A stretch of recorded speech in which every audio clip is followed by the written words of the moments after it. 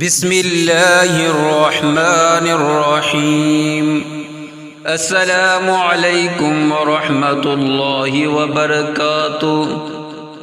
حضرت عبداللہ بن عمر رضی اللہ عنہ سے روایت ہے کہ رسول اللہ صلی اللہ علیہ وسلم نے فرمایا، روزہ اور قرآن دونوں بندوں کی سفارش کریں گے، یعنی اس بندے کی جو دن میں روزے رکھے گا اور رات میں اللہ کے حضور میں کھڑا ہو کر اس کا پاک کلام قرآن مجید پڑھے گا یا سنے گا۔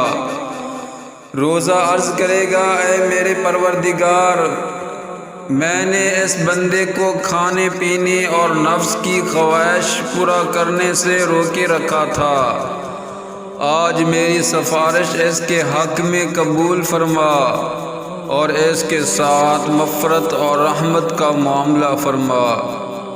اور قرآن کہے گا، میں نے اس کو رات کے سونے اور آرام کرنے سے روکے رکھا تھا، خداوند آج اس کے حق میں میری سفارش قبول فرما اور اس کے ساتھ بخشش اور عنایت کا معاملہ فرما۔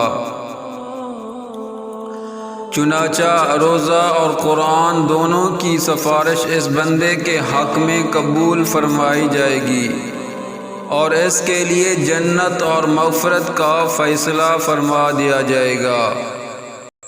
مزید ایسی ویڈیو حاصل کرنے کے لیے ہمارے یوٹیوب چینل زینت الاسلام کو سبسکرائب کریں۔ جزاکم اللہ خیرا۔